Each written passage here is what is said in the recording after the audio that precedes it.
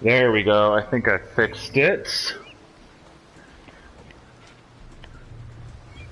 Can you guys hear me now?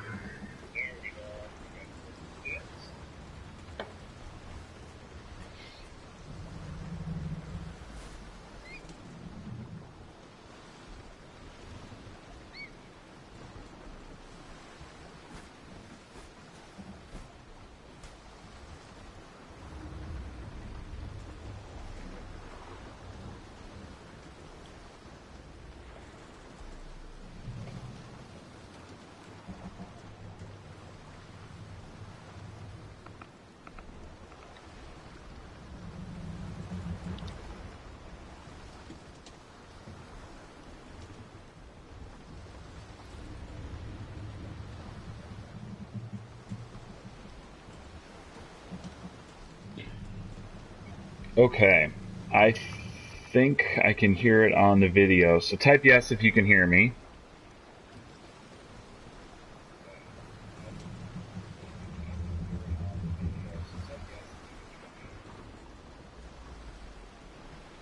Perfect. Okay. So if you guys have questions, I know there's only a few people in here right now, but if you have questions, uh, please type it into the chat. Let me know. Let me know what you got as we go through. Hopefully, a few more people will join us as we get going. But I'm going to make the video anyway, even if there's nobody listening. So I'll just be sitting here talking to myself, and it's much more fun if I have questions from you guys. So. We're going to do a video on Thursday as well at 1 o'clock. So, Caden, if you're sleeping in, Thursday at 1 o'clock might work a little bit better for you. So maybe some people are going to wake up and join us here. So we had 80-something people on the Egypt videos. So hopefully we'll get a few more come rolling in this morning. So talk a little bit about, just for my class, your assignment.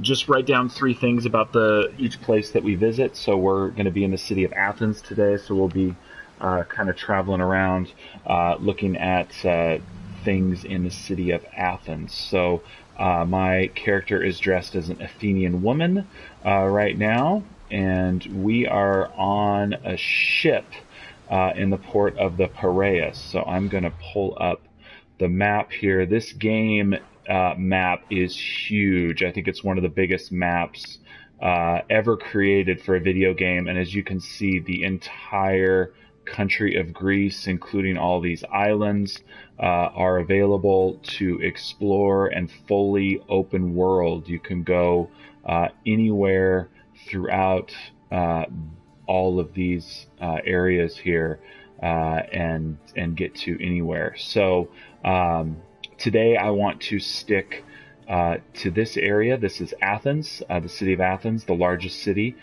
in the ancient Greek world. And then on Thursday I want to come down here and we're going to explore Sparta and look at that area and their very different way of doing things down here in Laconia in southern Greece in the Peloponnese. So this game is again, it's massive and it's a accurate recreation of Greece. It's about the game is set right around the start of the Peloponnesian War, which is right around 430 BC. So we're just looking at yeah, Caden, if you can send some messages, tell some people that we're broadcasting, that'd be awesome. So we are looking at the ancient. Sorry, I was just checking an email, making sure it wasn't from a student. So we're looking at the ancient Greek world here, 430 BC. So this is 50 years. If you watch the video on the Spartan 300, the Battle of Thermopylae was 480 BC. We're going to look at that on Thursday, where the Persians came down and around and invaded and were ultimately stopped at the Battle of Thermopylae right here by the Spartans, very famously by the 300 Spartans right there. And so we're going to, go through and look at some of that. About 50 years later, the Greek world gets torn apart, and Athens, who is a city that is the strongest navy in the world, and we'll kind of look at that why there's a reason I started on the ship, is going to fight a war against Sparta, which is the strongest land army in the world. And the Athenians and the Spartans are going to really test this idea out of what is better. Is it better to have a strong navy? Is it better to have a strong army? And Spartan will end up winning the war, but it'll take about 30 years. And the only way they finally win is they build a navy good enough to attack the Athenian navy. And so the land power of the Spartans, the Spartan army that was unbeatable in the battle, was basically irrelevant. And it wasn't until the Spartans were able to defeat the Greeks at sea were they were able to finally win the war. So we'll kind of look at that. So the city of Athens, we'll come back to that here. So right about this time, though, Sparta is marching up. This is consecutive summers, and Sparta is taking a part of their army, and they're marching up here across all of these cities, or most of these cities are their allies. They're coming up here through Corinth, and they're actually laying siege to the city of Athens. And so they have military camps and things built around here. They're burning the Athenians' crops and trying to starve the Athenians out. But Athens is okay with this. They're not okay with it, but they're surviving because Athens is connected. Basically, Athens is built an island. You can see around the city, they've got strong walls around the entire city. And the walls are connected to the port, and we're going to walk through this area. This is called the Long Wall section, and it's connected to the port of Piraeus, which the Spartans could not get to and attack by land. Those are also surrounded by these walls, and so the Greeks could bring in food on their ships here from their allies, which were mostly out in the islands, and they could bring food in to the port of the Piraeus here and unload it and bring it into the city of Athens. So we're going to walk by the temple of Asclepios. This is a doctor's office, basically. It's a temple that people would go to and worship the god, and also be able to receive medical care at that temple there. So all of this port area here, this was really, really important to the city of Athens. This is called the Piraeus. You can see all these statues here, and everybody would be unloading food and goods from all over the Mediterranean world and bringing it into the city of Athens. And so the port connects here. We're just kind of running along. Here you can see merchants out. I'm going to switch to daytime here. So you can push a button in the game. Certain missions are done at night and certain missions are done in the day. So you can push a button and go to the daytime here. So we'll switch to daytime. So just people going about their business, going about their lives.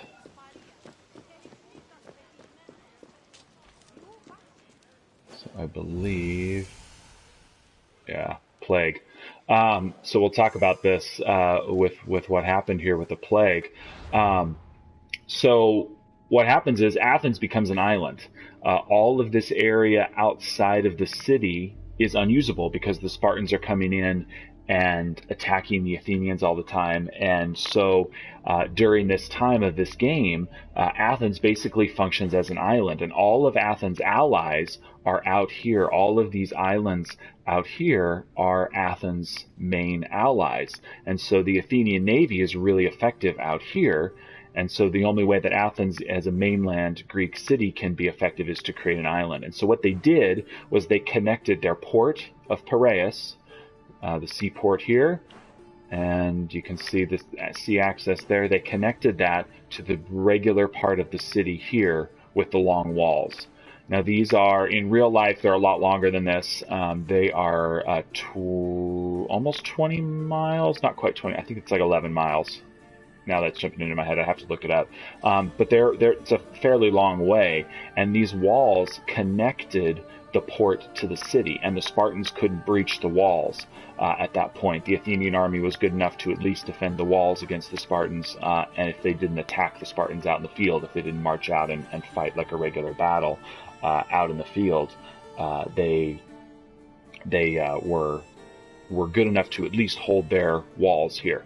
And so the long wall section of the city ends up being the savior of Athens, because they can bring goods in from their port and they can bring them through this section here. Now we can see, because in the game the Spartans are out there. There, just use my bird here, Icaros. You can see the Spartans are out here. There's their military camps over here. People are kind of packed in to this area. And so a lot of the people who lived in the countryside, poor people, farmers, peasants from the countryside, were coming into this area to be safe from the Spartans who were burning the crops. And what happened is this area became vastly overpopulated. It became filthy. It became a waste area. And what happens when you start to have, sewage around in a hot summertime and a lot of people closely packed together? Well, you have a plague. And so Athens actually was defeated in the early part of the war by the Spartan army, not on the battlefield, but by plague, because so many people were packed into this long wall section and packed into the city that disease and sickness spread. And so the Athenians were weakened, even though they were able to survive and continue on for another 30 years, continuing to fight. But within the first few summers, they were really weakened by plague.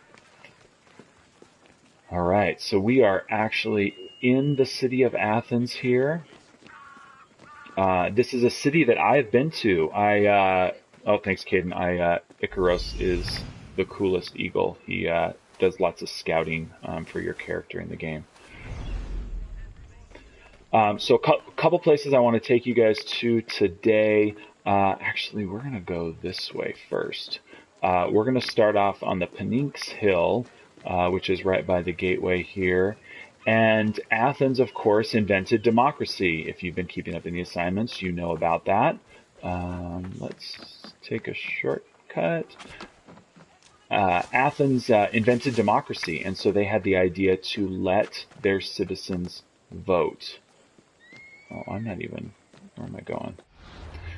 They had the idea to let their citizens vote in elections. Oh, I'm still a ways away. I gotta get over there.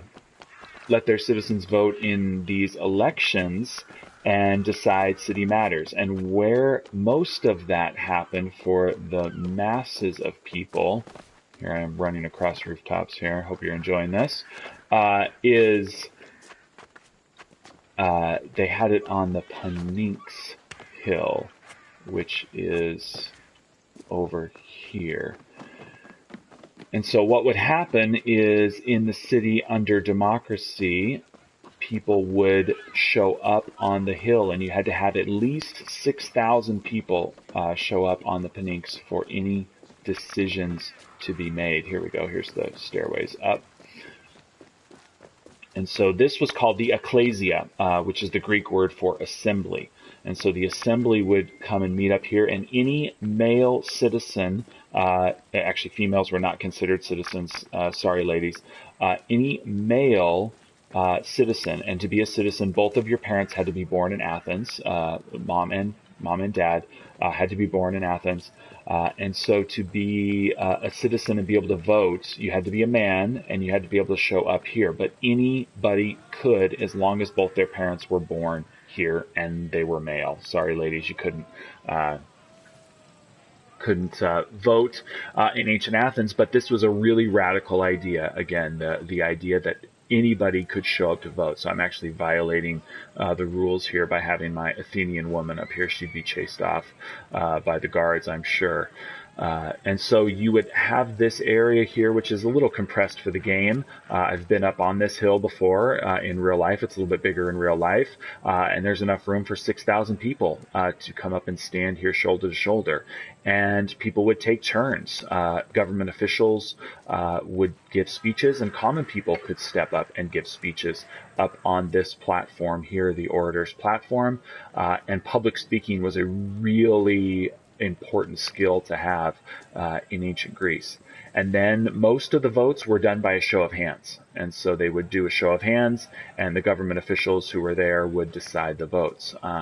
And so they did this for declarations of war and taxes and all kinds of different public public political decisions that needed to be made were decided here on the Pennines Hill. And so having this was a very radical idea that everybody could participate in their government.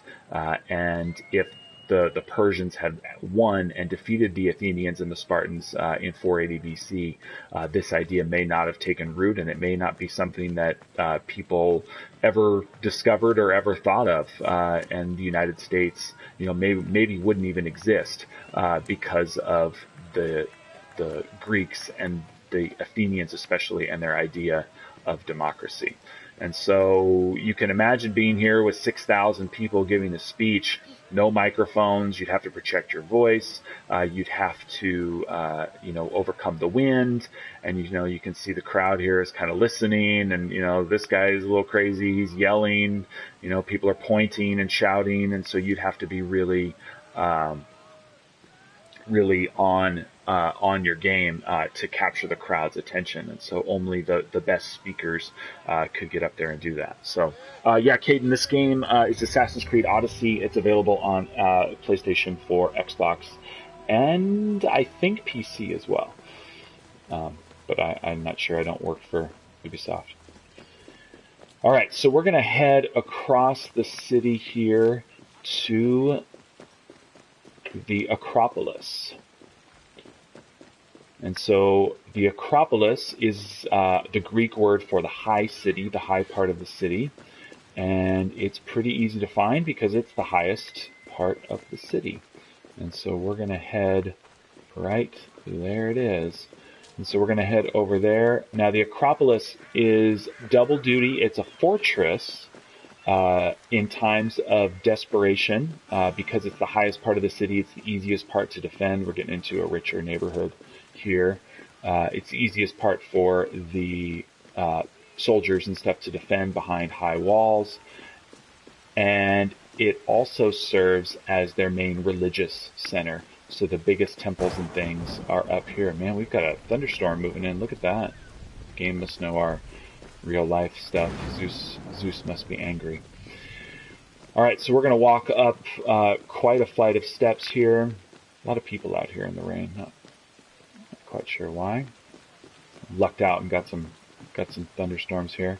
So we're walking up the steps here. We're going to hit the Propylaea, which is the main gateway to the Acropolis. And so it's quite a hike. I've done this in real life before. Hiked this. It's in ruins now, but the ruins are pretty well preserved for the most part. And you can see statues here. This first one looks like Hermes over there, maybe, or one of the Greek heroes. And then this, of course, is a statue to Athena, who's the patron goddess of the Greeks.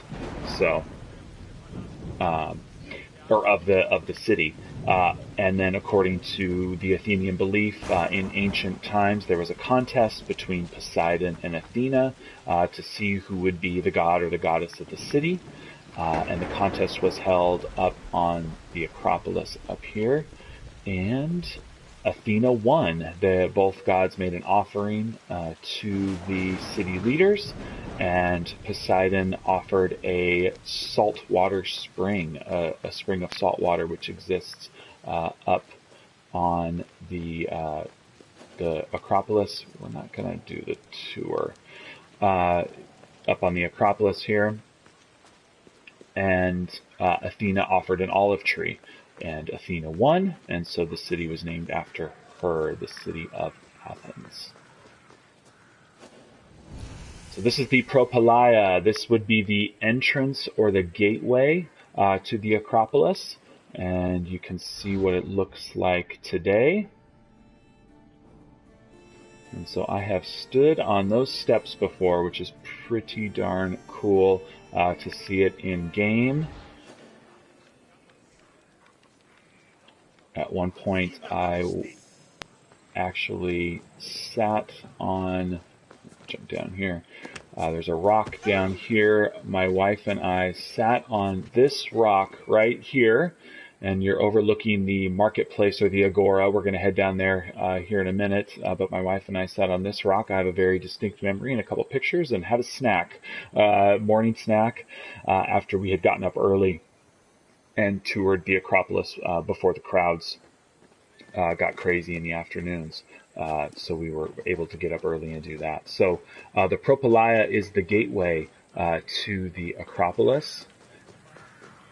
Over here we have, sticking out here, is the temple to Nike.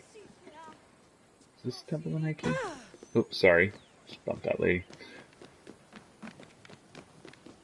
Temple to Nike might be up above us here. We'll get there. So Propylaea, this is the grand gateway. This is just letting everyone know you're about to go into a very, very important spot. And then as soon as you get through, you see the huge golden statue of Athena right there. And so that marks the spot. And then you can see right here the sacred olive tree, or a descendant of the sacred olive tree that Athena offered the city, and that won her the rights to have the city named after her. So a couple of complexes around here today. This is just a Stoa temple complex. Looks like Artemis down there. And we have the Parthenon. This is the most famous building in ancient Greece. This is the huge temple to Athena that was built after the war with the Persians to commemorate the Athenians' victory over Persia. And then over here we have a smaller, more ancient temple to Athena, the Erechthalion, the Porch of the Maidens, that we'll see here, and lots of interesting stuff. No goats yet, Caden. I haven't seen any goats quite yet. So we'll check that out. I might see a little bit more in Sparta. Sparta's a little less urban.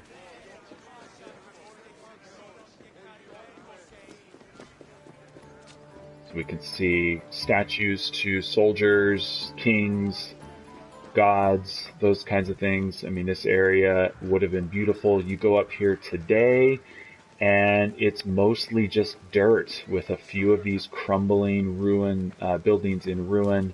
Up here, you know, some of the columns are left. Hardly any of the roofs are left. Let's see what this is here. Oh, here's the olive tree.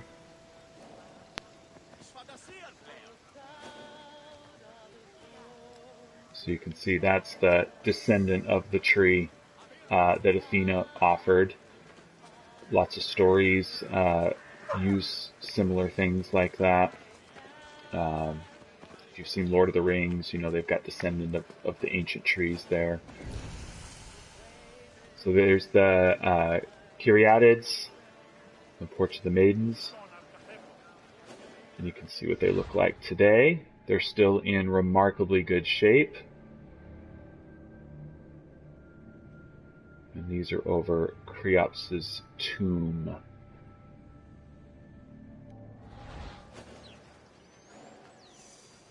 Which is in that temple.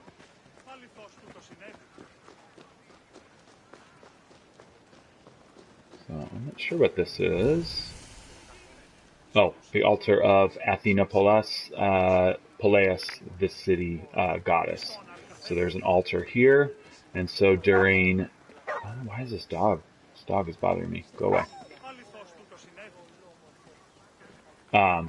So this altar here... This dog is... He's just following me around and making my pet.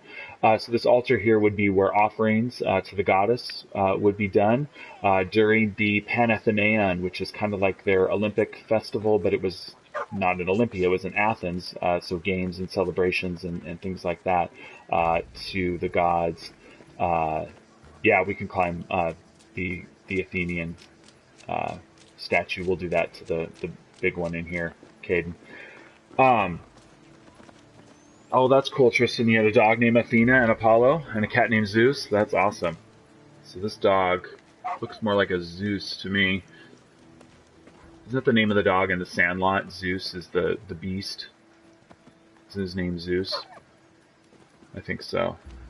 Um, and so we're headed back here towards the Parthenon. But during the Panathenea, they would have a giant parade that would come up through the city and then come up through the Propylaea into that area and head to the altar of Athena, and sacrifices would be done there. You could see on uh, that altar offerings and things left, but this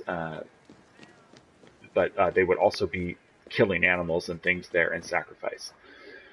All right, so this is the famous statue of Athena, and we are inside the Parthenon. You can see all of the paintings in here, how colorful it is. When you go today, it's just white marble. All the paint is washed off and washed away, and it's just white marble. Even the statues in ancient times were painted in a lot of different ways, and so all of that stuff is gone today. So we've got a pool in here. And then the statue here, we've got the snake and Athena's shield here. And then she's holding Nike. And Nike is the Greek goddess of victory. And so the Athenians built a temple to her after their victory over the Persians, and she was worshipped. And the Parthenon was built in part using that money that they were able to get from their allies and from the Persians and things after they ultimately won and became prosperous. And so this idea of a temple to Athena Nike is a big part of that. Big part of all of this up on the Acropolis. And so Nike, the goddess of victory, of course, Phil Knight took that idea for his shoe company that he started in Portland in the late 70s and decided to name his shoe company after the goddess of victory, because if you wear Nikes, it helps you gain, victory on the sports fields and things like that. So trying to get a good look at Nike here. So, yeah, there she is. So, the Parthenon. The other function of the Parthenon was the treasury. And so Athens, because it had an empire at sea and the strongest navy in the world at that point, and all the islands around Greece and the Greek mainland out here were allies with Athens. They collected a treasury, and the treasury was used to build the navy, and also kind of stolen in some ways from the allies and used to build all of these temples and monuments and things up on the Acropolis. And so that treasury was stored in this building in the Parthenon. So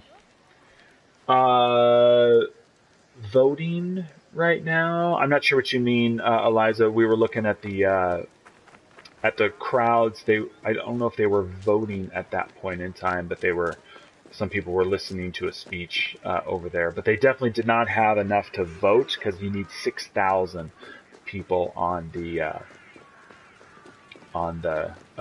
Paniques in order to vote.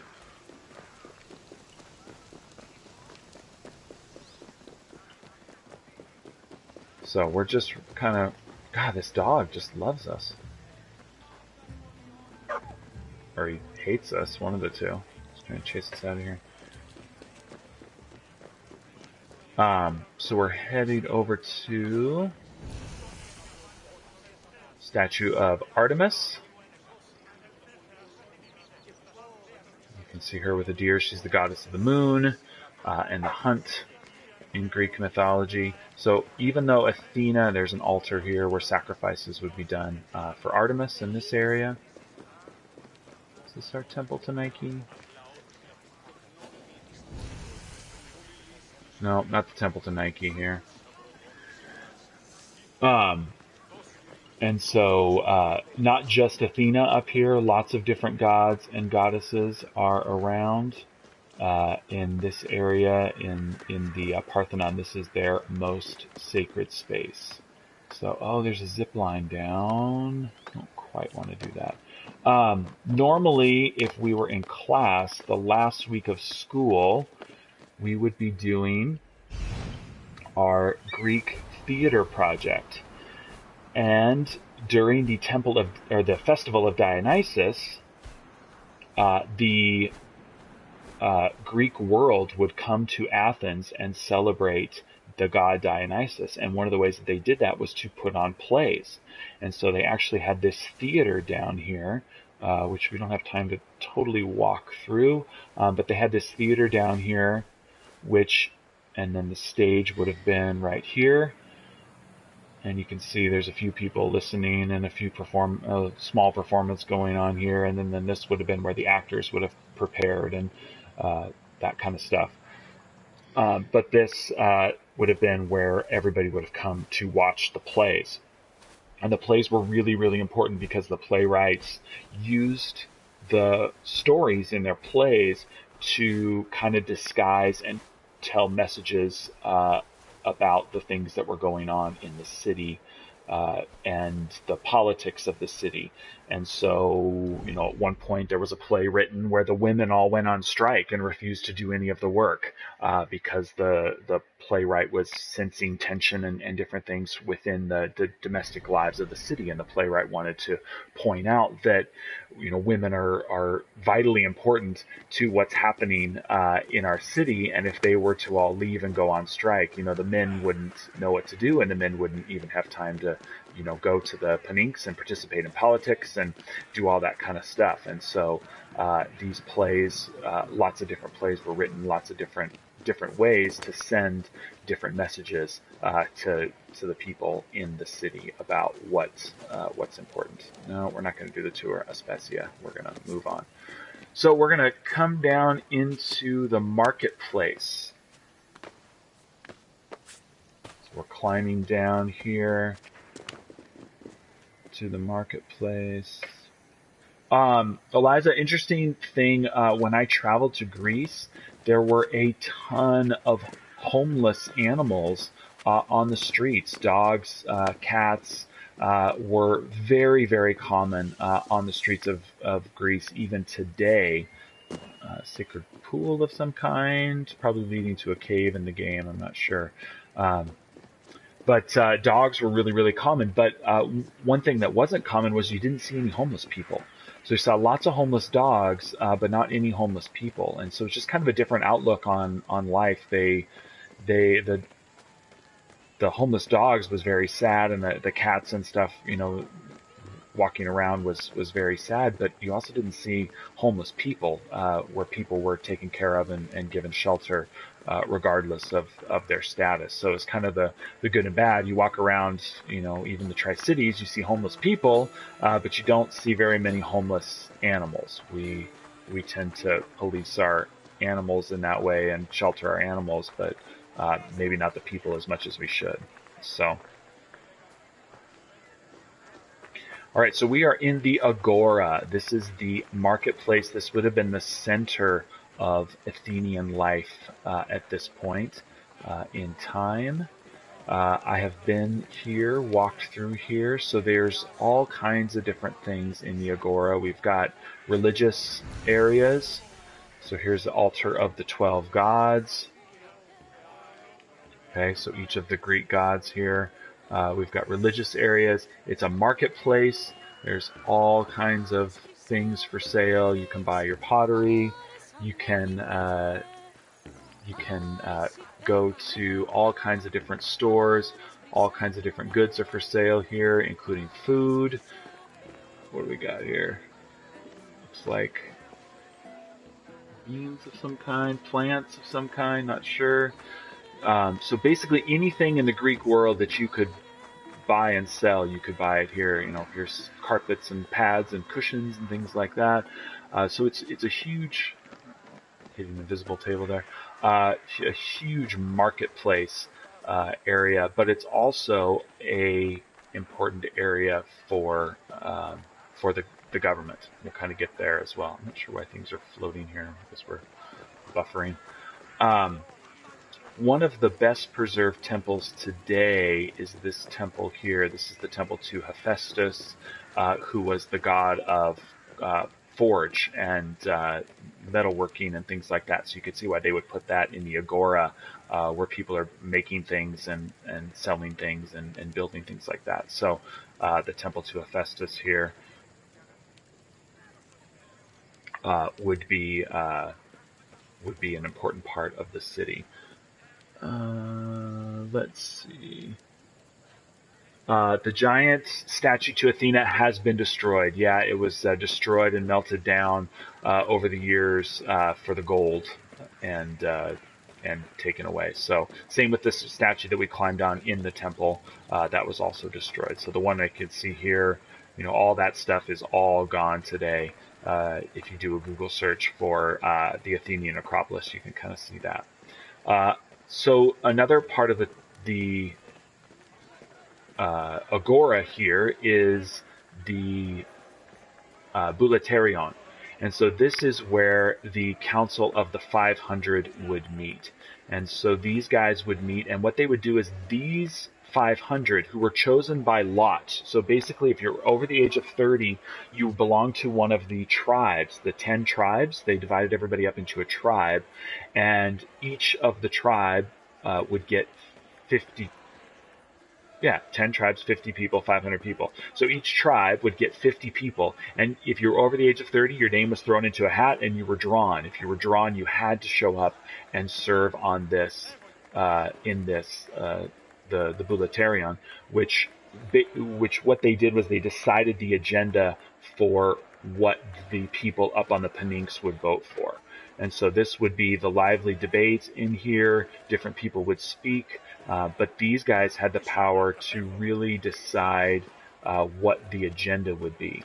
And then each of the 10 tribes would also have 5 members that would meet in this building here. And I'm trying to remember the name of this building. The foundations are still there. I remember very distinctly seeing the round foundations of this building here. It's really cool. The tiling work and stuff is really cool. Today it's just a few stones down at the bottom, but the foundations of the building are still there. But the 50 people here would be like the top officials, and these guys would be almost like the president. They would be the executive branch. They would be the ones who'd be in charge in case of emergencies. So many of them had to sleep in this building during their term that they would serve. They could rotate in and out, but among the 50s, I think like 12 had to stay here, had to be in the building at all times, because if there was an emergency, they wanted government officials there to be able to manage it. And so this is kind of like the White House, but it was shared by like the 50 most important people, but they were just chosen by random. And so you can imagine us doing that today, where just people in the Tri-Cities would just get picked, their names would get picked out of a hat, and you had to be in the government for that year. And they would pay you. So that your business didn't suffer or things like that. Wasn't like you would lose everything if you had to be in business, but you had to be a part of the government. If you were in Athens, you didn't have a choice. If your name was drawn, you were an official. So your name could be drawn out of a hat, and you could be kind of one of the 50 presidents that year for the city. Or your name could be drawn out of the hat, and you could be one of the 500 members of Congress, like we have in the United States, which would meet in this building, the Boulaterion. And then you were also expected to show up on the Pnyx Hill to vote and do those things. Okay. What? Just hold down the home screen. Sorry, my wife's trying to play Animal Crossing, so she's trying to quit. Oh no, just tap the home screen. Yeah. There we go.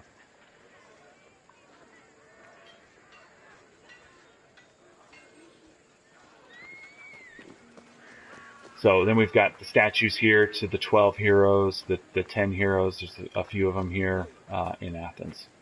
Okay. All right. So we are got about 10 minutes left here. We're going to travel out to Marathon. And so we're going to travel 26 miles north of the city, and we're going to go back about 50 years to this Battle of Marathon, which is the most famous battle the Athenians ever made. And basically, what's going on here is the Persian Empire is going to invade from across the sea. The Persian Empire was the largest, most powerful empire in the world. They were trying to take over Greece. The Athenians made the Persians mad because Athens helped a rebellion against the Persians in Asia Minor, or the country we call Turkey today. They're Greek cities over there. That's off the map in this game, but I'll pull it up here once we get there. But the Greek cities in within the Persian Empire were rebelling, but they were Greek-speaking people over there, and the Athenians viewed them as their relatives. And so it's not quite on the map here, but it's just right over here, which would be Asia Minor today in Turkey. You can see it on a regular map if you look at a map of Greece. And so the Persians sailed across here, and they were going to attack the city of Athens. And the Persians vastly outnumbered the Athenians. But what the Athenians did at the Battle of Marathon was really, really smart. They used the terrain of this beach in order to the beach that the Persians were landing on. And you can see these wrecked ships, which are representing the wrecked ships of the Persians. And the Persians were trying to land their troops here on the beach and come in. And the Athenians used the terrain here. They used these hills here, they used these hills here, and these hills here to force the Persians to kind of compact and narrow into a narrow area. And we'll see that next, or on Thursday, when we look at the Spartans and their Battle of Thermopylae. But basically they forced the Persians, who are used to huge, wide open areas in Asia, into a very narrow field of battle here. And the Greeks were more heavily armed. The Greeks had, you can see here, heavily armed armor, chest plates and helmets, huge shields, like the big Captain America style shields, and long spears. And so you can see it would have been difficult with these big shields and the spears, especially if a whole line of Greeks are standing next to each other, to get in and kill anybody, because it's almost like a wall of metal, and you can't quite get through it. And so the Greeks were able to do that in this narrow area, and they actually were able to push the Persians back into their ships. And so the Persians are trying to unload on their ships, and the Greeks are pushing the Persians who are on the ships back. The horses are trying to get in, and the battle is being fought right here on the beach, and it's just becomes kind of this mass chaos where the Persians can't get their horses off the ships, their troops off the ships, because the rest of their army is being pushed back into the ships, and there's fighting in the water, in the shallows, people drowning and being held under, and the Greeks are kind of able to hold the beach, and the Persians just kind of have to turn around and leave.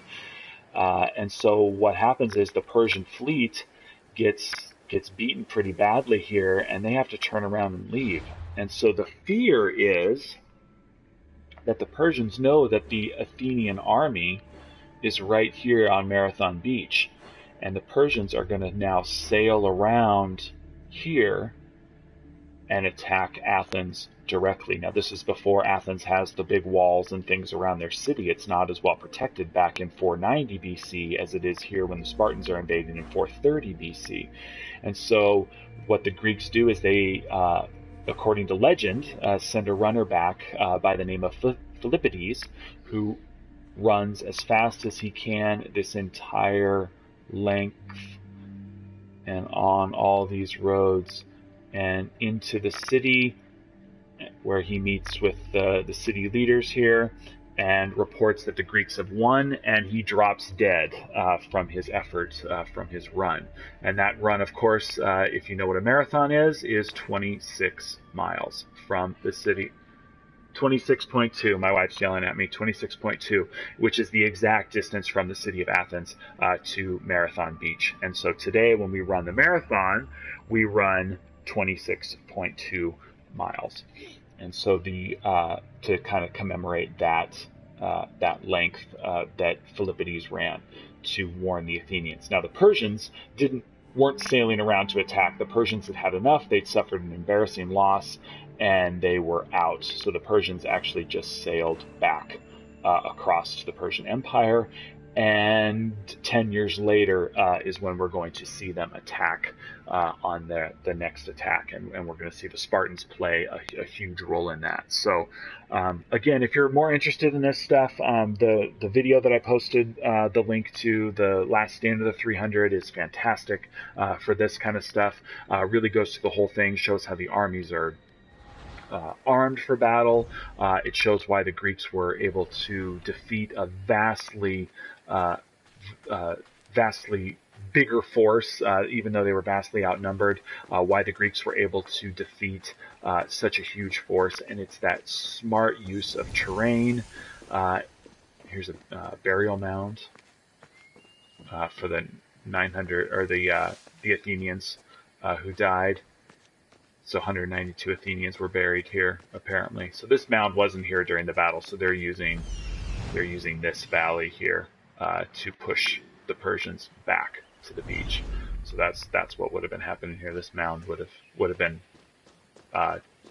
put in afterwards as a burial for the 192 Athenians who died during the battle. But the Persians lost over 6,000, and the Athenians only lost 192. So it's a pretty big difference. Okay, so that's about all I have for today. We will wrap up on Thursday at 1 o'clock. We're going to explore Sparta. We're going to look at the Spartan upbringing, the agoge, where Spartan kids are educated for their military lives. We're going to look at the Battle of the 300 Spartans, the famous battle, most famous battles in the history of the world, probably, where the Spartans held off the Persian Empire at the Hot Gates in Thermopylae, right here. And then, if we have time, I'm hoping we will, we're going to go to Olympia, and we're going to look at the city where the Olympic Games were done and held in Olympia. And then if we have extra time, we'll also go to Delphi and look at the Oracle there as well. So the Oracle of Delphi. All right. So thank you guys for being here. Appreciate it. And I will post the recording of the video on to the Google Classroom. So if you missed it or didn't catch part of it, or you slept in a little late, Tristan, then you can watch it later. All right. Remember to turn in 3 things about the 3 different places we studied. So you could look at the Acropolis, the Pnyx Hill. You could do 3 things on the Agora, the marketplace that we walked through, and then the Marathon Beach and the Battle of Marathon. So about 12 things if you were pretty comprehensive. If you missed a few things, I'm not too worried about it. Just turn something in, and happy to give you credit for that. All right. Hopefully we'll see you guys Thursday at 1 o'clock. All right. Talk to you later.